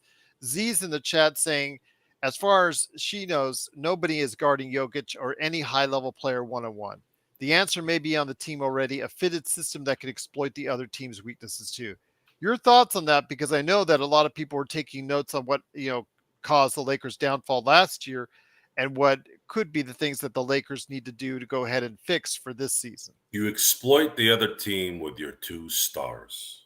Stars win games in the end. So hopefully have more rest and have more LeBron energy. and AD are the guys you need to focus on winning a championship. Those are the only guys that are going to give us any shot at winning a title. You can bring in more reinforcements, sure. There's going to have to be a weird positiveness in doing that. Are you going to, let's say you're a fifth seed going into February and you're like, God, we should be a little bit better. D'Lo isn't really playing that bad. Rui's not playing that bad. But man, if we package those two guys for this person who apparently they want to dump, but that's the thing that I don't see happening. What team is going to trade someone who's could be the third guy to some degree at the deadline? What player would do that? What would be the purpose? Do they really want to get rid of the contract and feel like getting Rui and D'Angelo and that would be it? Like I don't know. It's too far away for me to really gauge that yet because I would need to see some kind of disgruntlement. It's got to be some disgruntled player, and then the team needs to get rid of him. Kind of like how Kyrie Irving kept doing everything in Brooklyn and in Boston. It'd have to be something like that. And then the conversation's going to be, do we want this guy on the team if he wants to get out? Then it's a headache. I'd rather have the guys focused on winning a championship. It's already hard. It's already going to be hard to try and keep these guys healthy and focused. The last thing we need is more distraction. That's why I'm looking at it that way. I just don't see a Valanciunas being available at the deadline. Absolutely, would love to have him. But then that means Christian Wood, what do you do with him? Does he sit the bench? What about Jackson Hayes? What do you do with him? Do you get rid of him? Now it's just you're just adding to just add. I don't see it right now. I don't see the benefit right now. Maybe we'll see it in 3 months. I will say though, again, when it comes to what you're seeing there from the actual, reports and what we're seeing though, Sean, I know that a lot of people out there are looking forward to this season, and obviously we see the fact that the Lakers have a good roster to go from. But when you talk about what someone is saying in the chat, there is an actual, to our audio audience, someone is in the chat, name someone. Appreciate someone you being here. Truly cannot thank you enough for being part of our conversation today. Good suggestion. Kelly Olynyk What is did you being say? someone. There's someone called someone on our chat? Yes, there is someone Yes, called someone. I was confused. Someone. Okay. Look at the chat. There is someone called someone. Hello, I thought, someone. sovereign. No, Oh, no, someone. sovereign. Okay, there you go. Sovereign's been a Yes. long timer. I No, thought you were. someone is. I thought you were butchering the English language for a No, second. let me No, pop it up no. here on screen. Yeah, Someone. someone. But Kelly Olynyk, should he get waived by Utah, which I don't think he will. I think he'll probably be traded at some Traded. point in Yeah. time. I wouldn't That's waive my him. guess. Why the Yeah, hell would anyone trade him or let him go? Yeah. that's what He's they're a- hoping. Someone? Yes. Kelly Olynyk is an impact Yeah, player. Yeah, Yes. no one gonna let him go. So Yeah. he's That not going to makes no get waived sense. for peanuts. No. absolutely. He's I just think he is an impact player. He can shoot the three. He's got a pretty decent face-up game offensively. Defensively, he's pretty good help defender. Not a bad rim deterrent. and he's got not his afraid flaws. of ripping But someone's he's got arm his off. There you go. Yeah, he's got his flaws too. But yes, he would be considered an impact player. Kevin Love here, his arm over here. There's Yeah, absolutely. yeah. He's lucky he still has an AC joint after Kelly Olynyk grabbed He onto it. cost LeBron a championship probably too. Probably. Yeah. Although So, Kyrie got hurt too, so I don't know if they would have won with just LeBron and Kevin Love, but we'll never know. we'll never know indeed. But again, Rui, you can't expect Rui to be, the above 50 or 45% shooter that he was in the playoffs. You got to go ahead and have some reasonable expectations. And I know in the chat, they're not exactly having the most reasonable expectations on Rui going forward, but I really think that Rui can still be a major contributor to this team. Joe, do you think he can be an impact player for this team going forward? Because I think he can be. It just depends on how What's big an of an impact player? His impact will be playing well on defense and hitting 40%. 30 minutes. So when Gerald talks about impact, he means, do you contribute to wins? Yes. Because you always talked about how Christian Wood, actually Jamie Sweet has always talked about how Christian Wood scores 17 points a game, plays 30 minutes a game, yet doesn't impact winning. I think in Rui's case, I think he can and has that ability, but he has to be definitively better than he was as a regular season player going forward. He has to be much His better job than will what be he to play was. defense and hit the open shots. Correct. You assume that's the That's case. his talent, right? He's Yes. not going to create off the dribble, right? He's not going to block shots, right? No, right?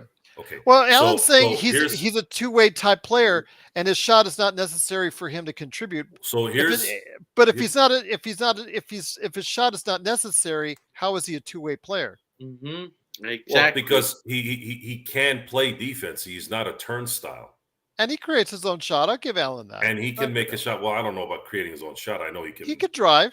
He can drive. I've seen him drive. But it's not his game. That's just his quality there, Gerald, is he's able to drive and hit the mid range. He's not really good driving and banking an 11-footer or 12-footer. Can he be Glenn Rice in 2000?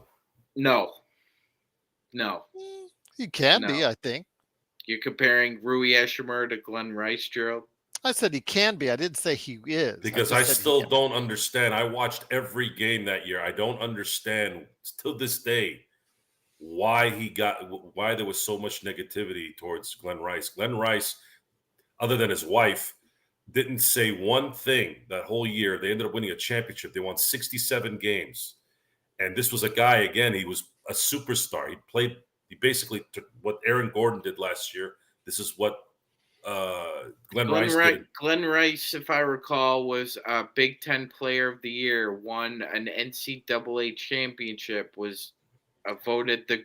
Hold on, Gerald. Okay. Hold on. I know because you our want chat to is say going off. Our chat is going off on what we talked about, Sean. All right. Yeah. No. But I was just gonna say, like that, Gerald. That's high compliments to Rui Eshimer. If you think he could be like a Glenn Rice, that's high compliment for him. I don't see that in him. At this lighter weight, I'm not so sure now because everybody's praising him for his defensive performance, which was very good against Cat in the playoffs or in that that playing game. Yeah. The thing is, though, that was at the higher weight. How will he be now that he's lighter weight, Joe? That he's going to be lighter, he's going to be faster, more nimble, but he won't be able. You can't expect him to go ahead and body up against Jokic or Towns at any time soon. There's going to be times or have the same kind of success. There's going to be times in games where they need to run. You want to take advantage of Vanderbilt, Rui, the athletic players, AD, and getting alley-oops. They need to run. Something that have top 5 in pace. That's a great part of this game. Something that we don't talk enough about in the 2020 title team. That team, every time it ran, it was dominant. They were dominant. Who said defense and transition? I've been saying that's the key to the success of the 2020 team. You did, Gerald. I'm not talking about defense. I'm talking about the offense. Defense and transition. Transition. Part of offense. I just proved you wrong, Joe, but go ahead. Thank you. That silence says it all. It's the first time I admit, he's at a loss for words for the first time. I'm not at a loss for words. You kind of look like Javier Bardem from No Country for Old Men there, Gerald. I'm gonna go bring a quarter so I can make sure that you make the wrong call. So I can. I've been saying it for years, Joe, and I've said it on the show for years. You can check the tapes. It's like Joe looked like sugar there. And the Lakers were in the top 5 in pace last year. They have to. That's notwithstanding, Joe, because with all the changes that they've been made, Sean and run and gun, feed the post when you have to. Free throws. They were playing. They were shooting free. And LeBron shot his best I've ever seen at the line the last month. It played a huge factor in those games. They won some of those Golden State games because they weren't missing from the free throw line. That was very encouraging to me. If they can take that and bring it into the season, that'd be great too. Well, I will say this again. pace is something that we often talk about. I've talked about it all last year. I've talked about it for years that this team has to thrive in the open court. They have to continue to get But LeBron to can't the. run and gun all year. That's the problem. You need somebody else. Like Is Vincent the guy? Is I don't know. I D'Angelo don't the think so. guy? No, I don't think so. So They're maybe a gonna need change would be D'Angelo. needed later on the season. They're gonna need D'Angelo. They're gonna need Austin Reeves to be those guys. Austin Reeves has a little bit of control with his ball. I don't know if he can run a break, but we're gonna find out in training camp how that materializes. But if LeBron is running back and forth all game long, that's not gonna work. By the way, not this year. This is not 2020. So do you agree, Nope. Sean, that To quote Tommy Lee Jones from No Country for Old Men, age will flatten a man. Well, let me ask you this. Pace is still key because the Lakers are not a good half-court team. Even with this new configuration, they still don't. God Who awful. is a good half court team? The NBA is a run and gun team. It's a shooting game. The team that won the championship was a pretty good half court team. Right. And the team that got to the finals was a pretty good half court team. Golden State was a pretty good half court team. Memphis is not a good half-court team, but then again, they rely on their youth and their speed to go ahead and get to the line. The Lakers need to thrive in that in the full court game, in the transition game. That helps them get to the free throw line. That's why part of the reason why they were so good in that second half of the season, because they really started to exploit the free throw advantage that they had, Joe. If you remember, they in the NBA, they were the team that took the most free throws and also gave up the least amount of free throws. So that disparity was just a big reason why that they got the top five offenses in the half court last year in the NBA were Sacramento Kings 1.07, Dallas 1.06, Boston 1.044, Philly 1.042, and Denver. What do all those teams have in common, Joe?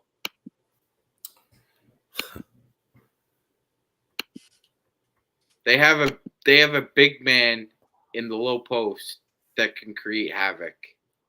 Would you say Sabonis minus havoc? Boston? On the offensive boards, he can. He's a big man. Yeah, offensively on the boards, he can create problems. That's why Sacramento was able to be a good half-court team, because they got a lot of extra possessions. And it's one of the reasons why we were one of the worst, because we couldn't, for the life of our half-court offense, get that extra possession or two because we were too small. I mean, Joe, anything to come back at that? No, that's true. So again, it just seems like there's great pieces on the Lakers. There's a nice roster, a lot of depth, a lot of players that you can choose from. But again, after LeBron and AD, and Austin, there's just not those perfect pieces. So that's why I think Sean and I are reasoning that there's a possibility that the Lakers might, come February, start looking, might be, sniffing around a bit, and might offer, a Rui or a D'Lo or a package therein, or Gabe Vincent, in order to try and get a little bit of an upgrade, and maybe that first round pick that they have still available, in order to find someone that maybe just checks the boxes a little bit more profound, so to speak, Joe. That's all we're saying. I think we're overthinking it, honestly. I think we're not just letting the game develop, let the season start. We're always looking at the greener side. And someone who actually installs something that's green 24/7, no matter what's going on. There's a lot of puns I can use on that. At the end of the day, guys, you need to let these guys. You don't do what Phoenix Suns are doing. Have you noticed? I've been talking about that the last couple shows. These guys need to be mentally focused on the game. And when you're talking about constantly moving things around, what do you think they're going to think? You think they're going to buy into the setup? This isn't New England with Tom Brady. Okay, Belichick could do that because there was no player that was worth anything really other than that guy, right? They can interchange anybody, and they proved it for years. So unless you have something like that, it's not going to matter. You're gonna sabotage your own team. Go into the training camp focused on this team winning a championship. Don't focus on can we get better. I know that that's something you're always supposed to think, but you need to let that kind of come to you. Kind of like how you let the game come to you. Let the game dictate what you want to do. We've heard that for years. Do the same thing with this one. We need to focus on winning a championship and having the cohesiveness and everyone buying into what's going on. And if you're talking about trading this and trading that every 5 minutes, you're doing a disservice to the team. We're not saying trade them every 5 minutes. We're talking about sometime in February. You are, the Lakers.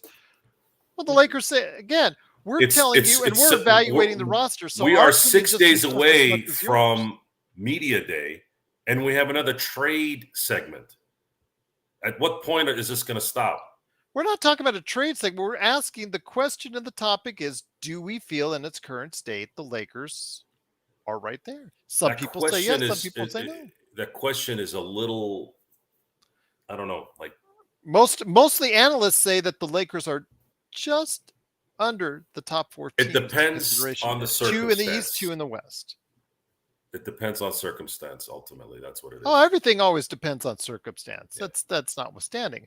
We're just telling you what we see. The roster that's built, the roster is built is a very good one.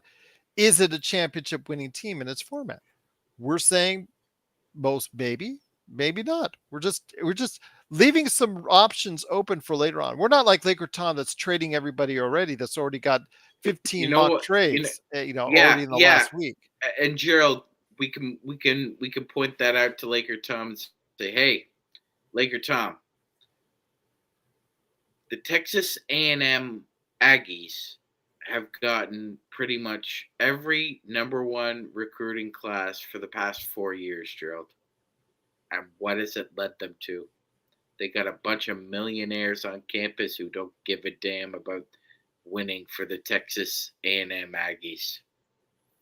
Now Darren's. Well, let me bring this to Darren's asking, and Darren's saying that the league has become very isolation oriented. Look at the dynastic teams over the years; they've shared the ball and had a good offensive system.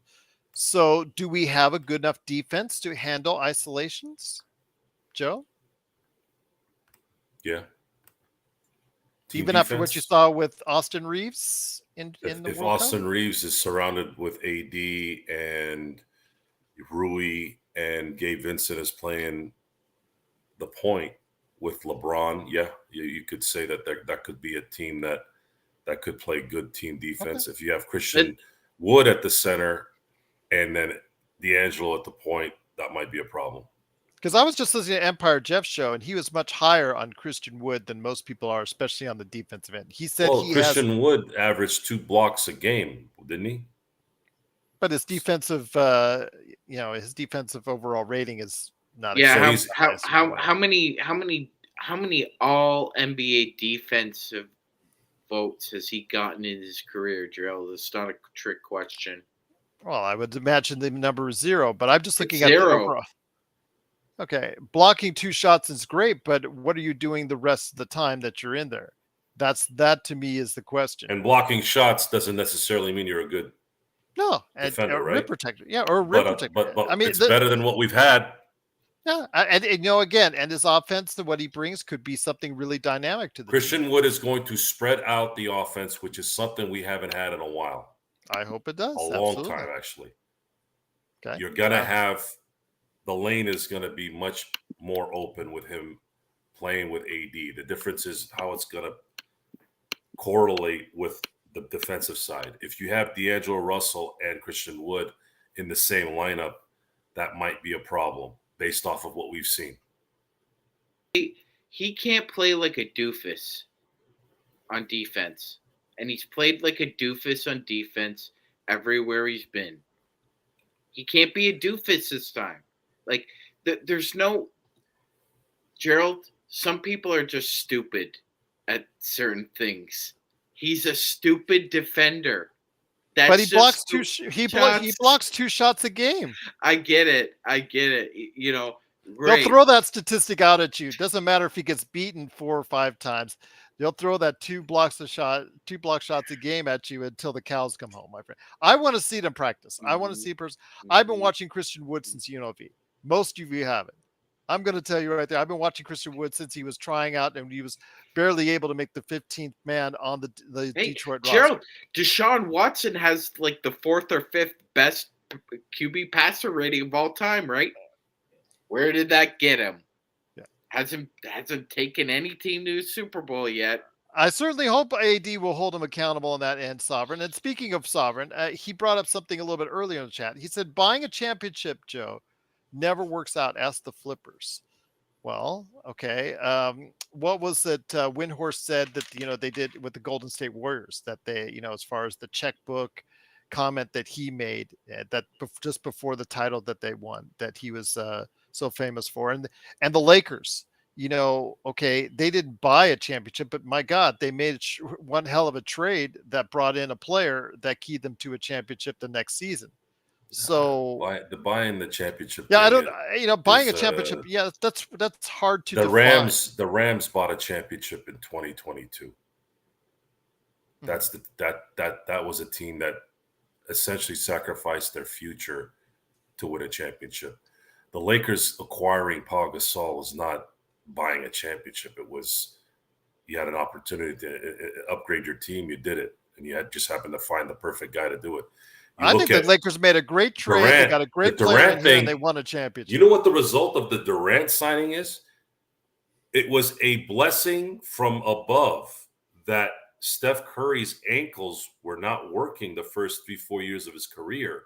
It was a That blessing in allowed him to take disguise for that whole the next franchise. the contract he signed after that was so low it allowed them that perfect opening to go get another max player.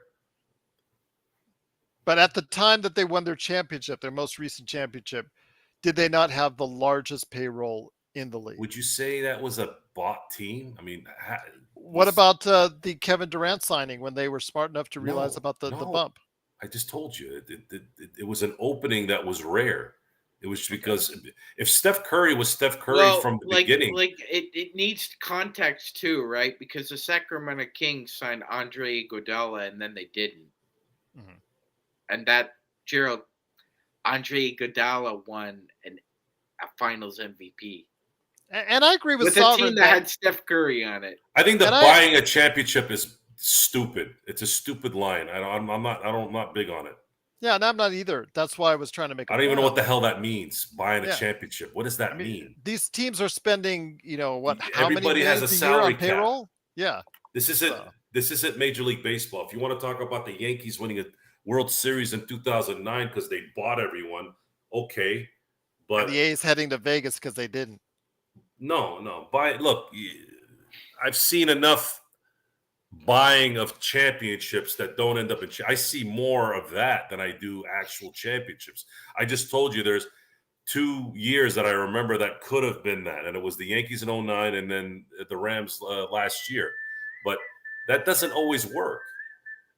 It's usually fails. Buying a championship. What the hell does that even mean? Buying a championship. Again, I think the closest thing to it, and Sovereign has a point when you talk about Phoenix.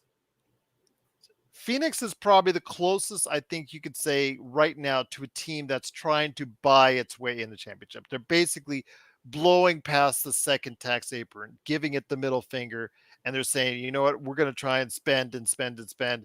We'll be damned about how much tax we pay, Sean and Joe. That's probably closest right now that you could say buying their way into the championship. I mean, Yeah, that's more that like that's more like European soccer, Gerald, more so mhm. than the How so? Western. Because you can't buy a championship if you have the money to spend in Syria or Man the U does a certainly good job of trying. English Premier League. Yeah, you could if you have 400, 500 million pounds, as Then what Gerald do you has say said. Phoenix is trying to do? Because they're trying Yeah, to load up their roster. They're trying to stack it, as Sovereign saying. The Lakers tried to stack it last year, actually the year before with the Russell Westbrook trade, and you saw how that went. But the Phoenix Suns, Joe, are trying to stack that roster as best they can. Now there's talk that he might even be in the running for Damian Lillard. That's something that, again, they're trying to stack that roster with as many perimeter players as possible, perimeter all-stars as possible. I don't know if that's going to work feasibly, but, they're going to try. They're going to see how it works. I think they're just trying to facilitate a trade here. I don't think they're going after Dame. I don't know how the hell you're going to pay 4 guys $50 million. Could be OG and Anunoby. You're right. Maybe right, Sean. I know Sean mentioned that as well. Could be right. Yeah, I did. I don't care how rich an owner is. I don't think he's going to pay $200 million in tax if you make that Lillard trade. Just that's something that doesn't make literal sense. I think you're right, Alan. I think it's spending money badly, but we're going to see it in practice. More often than not, just like I told you about trade deadline trades that materialize into championships, it's much more rare than you think. It's not. The teams don't usually do it. Okay. Because Golden State, in my estimation, the championship they won is close to buying a championship. The last one that they won is, to me, buying a championship. I wouldn't say that was it either. I said it's close to. I didn't say it was. I think Steph Curry played out of his mind and just. Wiggins was a key factor. Wiggins was a key factor too, and then of course Poole was kind of covered the deficiencies of Klay Thompson. Whatever Klay couldn't do, he did before his game fell off a cliff. Yeah, well, his game fell off because you had a malcontent and Draymond Green who ruined the entire season. And Joe, it's not Draymond. It goes both ways. I'm not a Draymond fan, guys. It's not Draymond's fault that Jordan. Hold on, it's not his fault that Jordan Poole's got a. At what point, brain man? At what point is everyone going to stop defending this guy? He ran off Durant. He ran off Poole or kicked them or whatever the hell he did. Bob Myers gone, probably because he knew there needed to be a change, and Steph Curry had a veto power there. I'm tired of hearing about Draymond Green. They almost lost to the Celtics because of Draymond Green. Draymond Green has been trash for 3 years. And then they just gave him an extension. I mean, that's good for us Laker fans because they're not going to be as relevant, right? But I'm tired of listening to Draymond Green. I am tired of this guy. He is the reason why they lost in 2016 because he can't help not kicking people in the nuts. When are you going to start blaming him? You're blaming the NBA. You're blaming. Good one, Alan. He knows what he's talking about when it comes to the NBA. And if Jordan Poole wasn't doing what he needed to do, then you know what? That's some mind games you just have to deal with. And I'm sorry if people don't like that. But that's just the way it is. The common denominator in all the drama is Draymond Green. We didn't hear a problem with Poole or Durant before Draymond Green came into the thing. Now, you can sit there and say, well, Draymond's the sheriff of this team. He makes sure everything is good. Okay. Sure. Great. Cool. All I saw in the video, Sean, was him talking smack like every other NBA player that does. And, just whatever he said caught Draymond the wrong way. Draymond went ballistic and hit him. Let me ask you this. Okay, I don't know what exactly was said. The actual verbiage, I don't remember at the time. Maybe they said it came out. I don't know. But let me ask you this. If whatever Jordan Poole said, what's the percentage of players that would actually go ahead and run up to him and punch him? Less than 1%. So, Joe's point about Draymond Green being the same de facto individual in all this, to me, it makes more sense. Draymond needs to get popped in the throat. That's honest to God truth. I've said this many times in my life. There's some guys you can talk to. There's some guys you got to yell at, and those are usually enough. And then there's a few people out there you need to just smack. Okay, All right. I'm tired of Draymond Green. That guy needs to get popped like Bill Laimbeer needed to get popped. So Joe, do you know any background about Draymond Green's upbringing at all? I don't care. Okay, that's fine. You don't care. His mom was a So he's prison going to tell guard. you anyways. His mom was a prison guard. You could talk to him all day, Joe. Do you think that matters to Draymond Green? He could care less. He's heard it all before. He's heard it all before. So to me is if you're going to talk smack to somebody like that, you better be ready for what's coming. Hey, there's a great video out there, ladies and gentlemen, and you will enjoy this. A lot of people have compared Draymond Green to Richard Sherman as far as. So Richard Sherman played in a playoff game against the Washington Redskins, who had a monstrous lineman, and now he's the best left tackle in all of football, Trent Williams. Trent Williams told Richard Sherman, keep talking, and I will punch you in the face. And you know what, Gerald? He didn't believe him. He didn't believe him. So he called Trent Williams bluff. So what did Trent Williams do, Gerald? Punched him right in the mouth. Yep. Right in the mouth. And Sherman backs off because he's afraid, Gerald. Because Trent Williams is 6'6", 290. He will crush Richard Sherman. And Sherman backed down. And that's what Jordan Poole did with Draymond Green. Because in a fight, you better have the stones to throw down, Joe. You know this better than anybody. And Jordan Poole didn't have the stones, man. Well, go ahead, Joe. He didn't have the stones. Micah Parsons just warned the Cheetah. Cheetah was talking smack. And he said something as good as you can say it.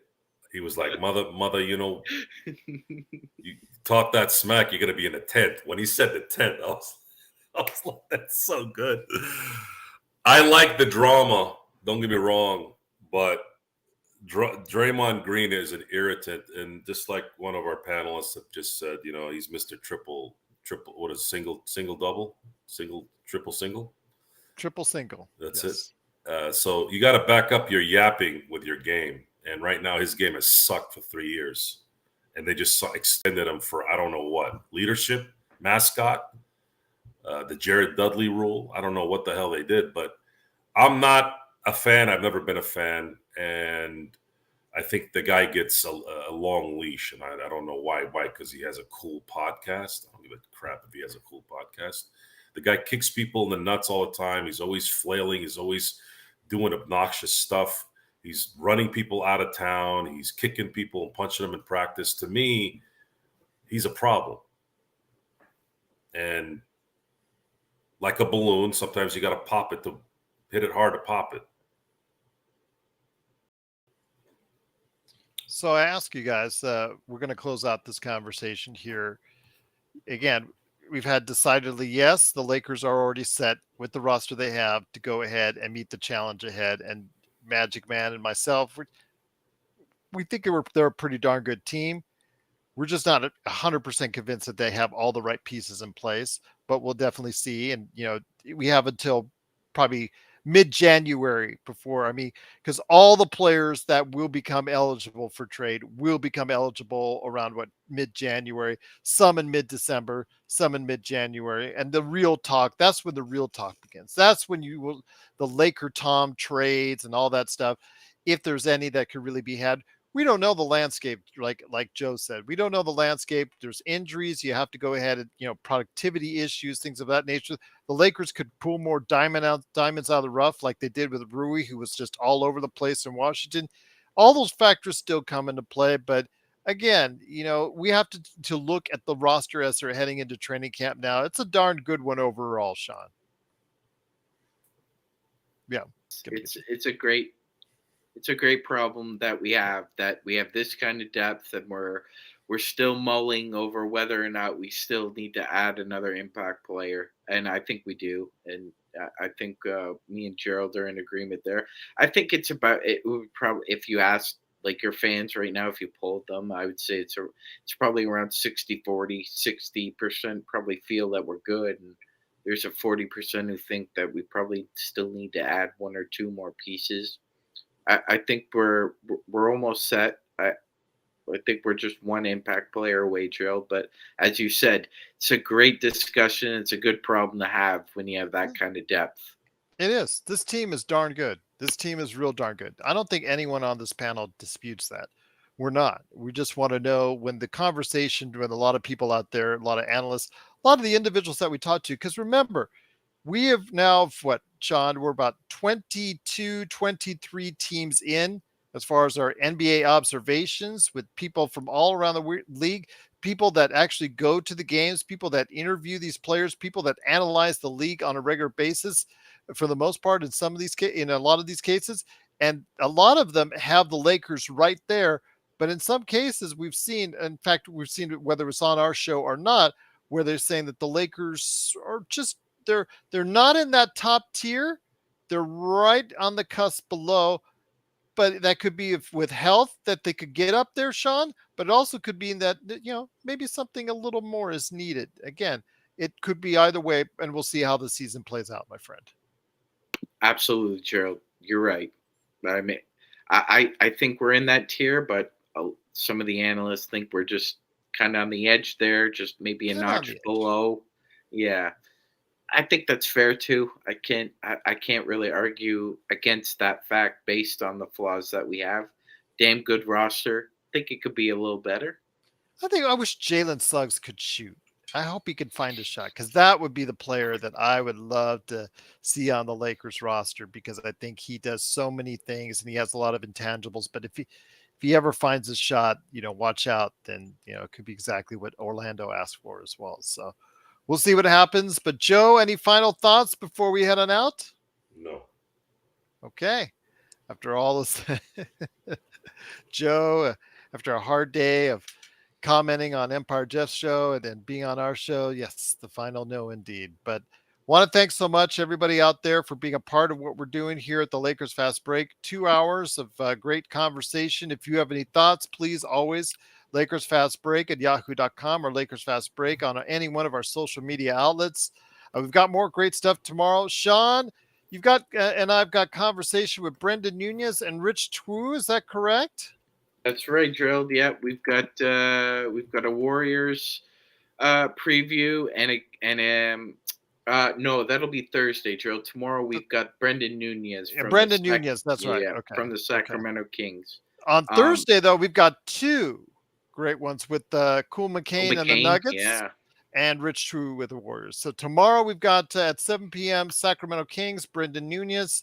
On Thursday, we've got Cool McCain with the Denver Nuggets at 4 p.m. and Rich True with the Warriors at 7 p.m. So definitely looking forward to those great conversations. Sovereign, always great to have you here. Kurt, Adam, Young, Alan, great thoughts. Dante, great to have you here. Everybody in the best Lakers chat room that's out there. It is the Lakers Fast Break. We truly appreciate your support and thank you so much for watching what we're doing. But we'll be back tomorrow with some more great stuff indeed. Looking forward to some more awesome conversations on the NBA and also the Los Angeles Lakers right here at the Lakers Fast Break podcast.